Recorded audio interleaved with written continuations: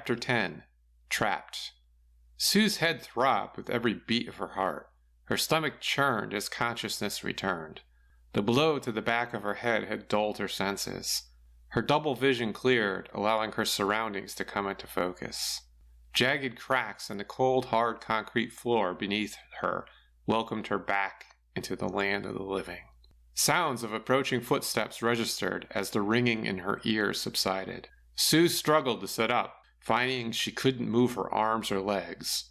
The ropes binding her extremities dug deeper into her tender skin as she struggled to free herself. Panic set in as she realized another hostile group had captured her. Their offer of food and shelter had only been a cruel trick to make her drop her guard, not the warm welcome she had hoped to find. Tom had seemed kind when they met.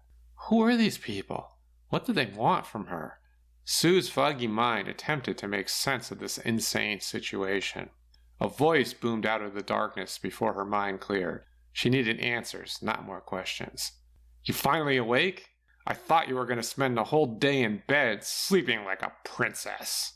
Bob, the man with the cruel face from the store, chuckled at his own joke. He thought of being tied up on the concrete floor after being knocked out the same as sleeping in bed. These people were nuts. The entire world had gone crazy overnight when the power went out. Well, aren't you, little Miss Grumpy? Lucky for you, I'm feeling fantastic today. Because I'm so happy, I'm going to give you a choice of work details. You can choose the whorehouse or slave away in the fields. Which is it going to be? Sue took a deep breath, letting it out slowly. She tried to decide if she had heard Bob correctly. The promise of safety and a meal had turned into forced labor in the fields or on her back. All this pain because of terrorist attack and the downfall of civilization. Tick-tock, sweetie. You better decide for yourself or I'll decide for you. Her pounding headache made it difficult to concentrate. The world seemed stuck in a slow spin. Even with her discomforts, she knew she didn't want to become part of the sex trade. A day in the fields might present an opportunity to escape. I'll work in the fields. Wise choice. You're a little too scrawny to please most of the men here. They'd all want refunds. He roared with laughter as he jerked her onto her feet. The room swayed as she willed herself to remain upright. Bob produced a large blade. It gleamed as he cut her bonds, freeing her arms and legs. Don't get any stupid ideas about escaping. There are men here who aren't as kind as I am. They're watching the walls, waiting for someone to run. They'll shoot you or fillet you, depending upon their mood. She stumbled, but remained upright after enduring the powerful shove he delivered to her lower back.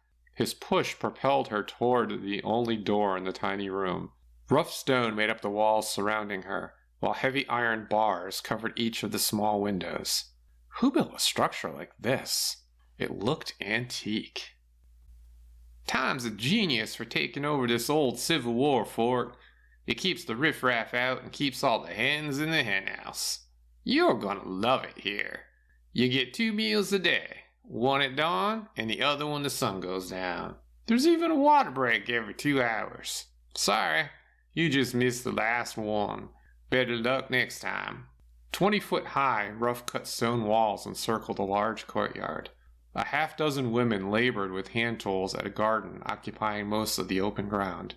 Angry men walked around the perimeter of the wall carrying rifles. It looked like the typical prison portrayed in an old war movie. Not a welcoming or safe place. Sue had become another cog in the machine. How would she ever get out of this place alive? The odds seemed bleak. Her shoulders sagged toward her shuffling feet. Defeat. Wendy, I got one for you. Good luck, Sue. Bob walked away, roaring with laughter. A monster of a woman plodded toward her with a snarl on her face.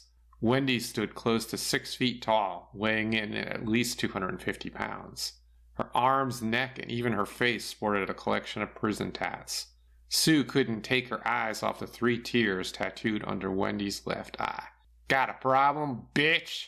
Wendy's powerful blow to her gut caused an involuntary gasp to erupt from Sue's mouth. Her legs gave way as Sue collapsed onto her knees before falling face first in the dirt. It was like something had ruptured in her midsection. Wendy punched like a prize fighter. Sue's body ached. She attempted to steady her breath and minimize the nausea. The fall caused the world to return to its spinning, making her wonder if she suffered a concussion from her earlier blow. "Get on your feet, grab a shovel, and go help that crew over there. Let's not have any more problems today. Got it? I can dish it out all day long, bitch."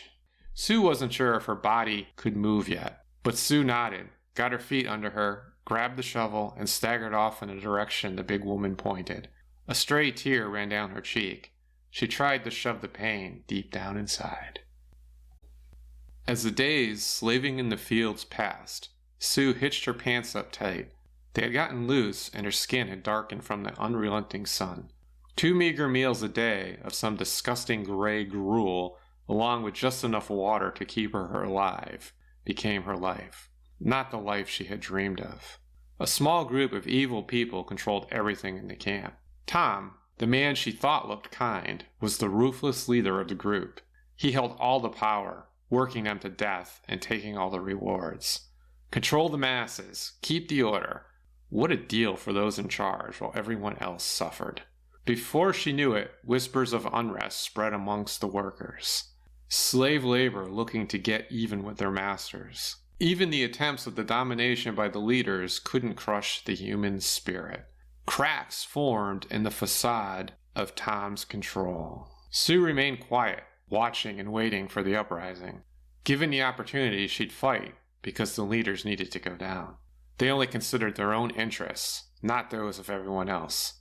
Typical politicians. Somehow, Tom found out about the coming coup. At dark, he hung 5 of the workers. Sue knew all 5 weren't part of the rebellion, but the leaders didn't care. Someone had to pay for the insubordination. Tom and his cronies used fear and desperation to run their camp, the only way they knew to control the masses. As the bodies swayed in the breeze, Tom addressed the remaining workers, an evil smirk plastered on his face. "Behold, your saviors! The rest of you will dig their graves before bed. You'll get no rations tonight and half rations for the next week. Let that be a lesson to you all. I own you." Sue joined the others as they dug the grave. The entire time she worked, her stomach complained. Her muscles had grown hard, but she could count her ribs. Undernourished and mistreated. She wished to return to her crappy job she hated before the EMP hit. Things had turned bad in a few short weeks. Or had it been months now? Either way, she found herself trapped in a desperate situation. Her only escape would come through death.